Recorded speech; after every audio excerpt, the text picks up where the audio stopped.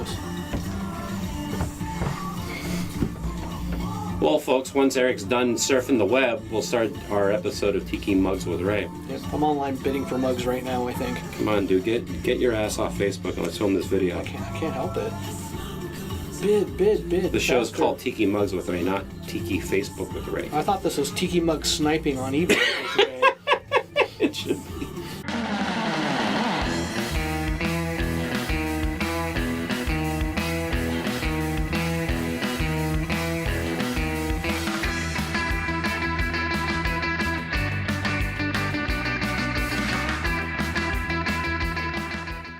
Hi everyone, this is Ray, or some of you might know me as Tiki with Ray, and today I am at Eric Allred's house. Hey Ray. And we're going to do an episode of Mugs with Ray. And You've been here so much, it's almost like you've moved in. It definitely feels that way. Now here's the thing, we're going to be talking about some skulls today. Yep. And actually you have quite a bit of these skulls. And Munktiki made these. They did. Back in 2010. Now, Munktiki is a tiki mug manufacturer out of the Pacific Northwest. Astoria. Yes. Astoria, Oregon. Mm-hmm. And I know the family personally. They're all great people. And they make quality mugs. They do, yeah. And everything they make is great. But what I found interesting in Eric's collection was he has these collection of skulls. Now, here's one, but we have like... How many others do we have here? Yeah, quite a few. So, like, for example, just to pull up one to begin with, but I mean, like, here's one that's this way. We got one here that's like that. Eric, what's the story about these? Why did Munktiki decide to make a million different variations of, like, one particular mug? What's the story with these? I don't know why they did it. Maybe because they're just awesome. Yeah. And that's a great and creative. So you have a set of these that are... and there's kind of, and it's interesting, I actually didn't know to ask, but there's also two different openings on the top. Oops, and there we go. And there we go. I'm breaking the mugs. But the front looks the same, but there's two different kinds of openings on the top, I've noticed. Well, let's see. So you've got a full opening where you can almost put a cap on it, and then you've got more of an oblong opening. Yeah, absolutely. But they made a set... or a variety or a series that were, I think they did 25 of each. 25 of each mug. Of each mug, and of each glaze. And I've got 4 of the solid colors. So I've got the bone or ivory, orange, purple, and black. So how did you find out about these mugs? The same way I find out about, I was looking at people's collections, or TikiCon, we were at people's houses doing the home tour, and I was seeing them, or sometimes I'd see them up on Ooga Mooga, on that website, and I'd be looking and going, wait a second, I haven't seen that before. Every once in a while, not as often, you'd see one up on eBay. They're kind of hard to, since there's only 25 of each 25 of each mug. Of each glaze, then they can be kind of hard to find. Yeah.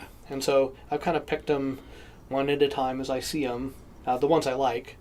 And they've got a variety. You've got this kind of molten lava. Yeah, let's see what you got here. This one's like a molten lava. It's textures, awesome. Black and red, with red and yellow on the inside.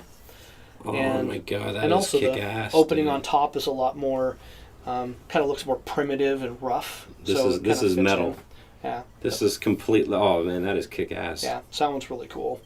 And then I'm trying to remember if this one This one just has it's a cracked glaze. Yeah. And again, it just has a cool feel on the texture. Black on the inside. So how did they do this? I mean, they literally did this by hand? I'm assuming that, or is it a process that they use it to create this I would like, say I think it's probably a process. You think about how you paint, you can do like painting on a piece of furniture and it crackles. Yeah. I'm assuming it's a glaze that maybe carries a particular quality. That's pretty simple. Yeah. But compared to this, I think that's probably a lot harder. Dude. What's next? What do you got next? So the next one is this one, and I think again it's just kind of a variation. Yeah. But I like that it has like a gold tooth on the front, and then it's got some details around the top, and the eye sockets are a little bit differently. And I think as you get more colors and more complexity, not having made a mug before, but my assumption is you're having to do multiple painting passes. You paint the glaze on, have to let it dry. So when they originally made these, like how How were you able to buy one? I mean, did you go to... Oh, no, this was in 2010. So this is 2010. 8 years ago. I just got started a year So you just got started, but I mean, before, how would these people get these mugs? They would go directly to Munktiki and get them? I think so. I think they... I know that a long time ago, Munktiki had a mug club. Yes. And so some people got mugs through that. Yeah. And I've actually ended up with a couple of Mug Club mugs that I've purchased from people's collections that were in the Mug Club. But no, I think you went out, or I guess maybe you went to a show where they were selling. Let's see, this is a Wolfman, which I think it's really cool. Look at that. Yeah, and again, the details on it are just amazing. So again, that's what makes it a lot of fun. Dude, that's insane. I mean, like, the detail in this. Yeah. That's a big ass mug too. Yeah, I mean, and they're all they're all solid and well done, and as long as I'm not banging them together too hard. This was called Buona Spoon. I'm actually not sure. Oh, there's names for these mugs? Yeah, so each one of these has kind of a thematic name. Like that one is, I think, like lava, and this one was maybe Creepy Crawly or something. I don't remember what it was. I have to go back and look. And I don't remember the name of that one. Yeah. This one was Wolfman. Wolfman. I think. And then this one was called Buona Spoon, and I'm not sure. And there were, not only that, I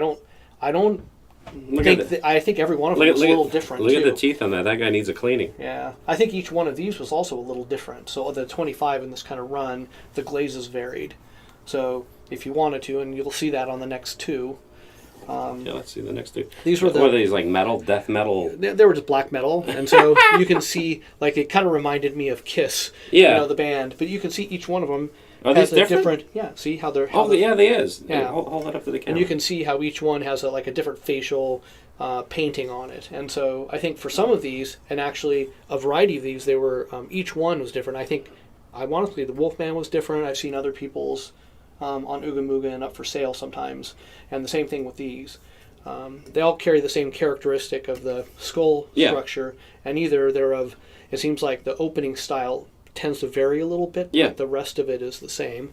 So if you're a death metal fan, there's a mug with your name on it. Yeah. Yes, rock on. And then this one was a Halloween mug, which I really liked, and I was Halloween mug. Oh wow, look at that! Yeah, it's a jack-o'-lantern. Yeah, and so and that's dude, that is kick-ass. Yeah, dude. It is. That one took a little hunting for as well. Wow. I was gonna say, if you're gonna sell one of those, sell it during Halloween time frame. Would probably be the best time. And there's more. I mean, I think there's on the solid colors, like there's a pink and maybe a yellow. Let's take a look at these. So this is your. So, I mean, even this is just classic. I mean, the thing is, you actually see the detail of the skull itself. Yep, and they're actually great to drink from. I mean, they fit in the hand nicely, and they hold a nice volume of drink. And well, check this out. Check out like the shading and stuff like that. Yeah. Not all of them have that, but you'll notice like the orange one and the black one. Yeah. The black one's also got a little bit of blue shading. Is there really? Yeah, you can see blue gray along the edges. Right there. You can see it. Totally. I thought those were just a solid black. But some of the other ones, like the purple one doesn't seem to have that, but it's lighter in those little sections. Yeah. And then this ivory one, it's just solid ivory. But again, it's eye-catching. It's beautiful. Yeah, I mean, and again, I think it's the cool variation. They together they look cool when they're set up together. And again, I think they fit well in the hand, and they're a nice mug to drink from. I know not everybody chooses to drink from their collection of mugs, but again, my rule is if I'm not going to ever drink from it or have a friend drink from it, I'm not going to buy it. That's a rule to live by, and you have a lot of mugs. Which will probably, if I ever decide to get rid of some of them, make the value go down a little bit, but so what? I don't care. Dude, you better not quit drinking. Yeah. Because you got a lot of mugs to drink out of.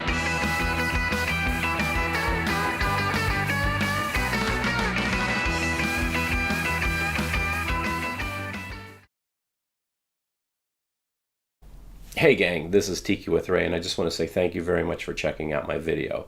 I hope you enjoyed it. And if you want to see more episodes, click on the subscribe button. And if you liked the video, give it a like. That would mean a lot to me.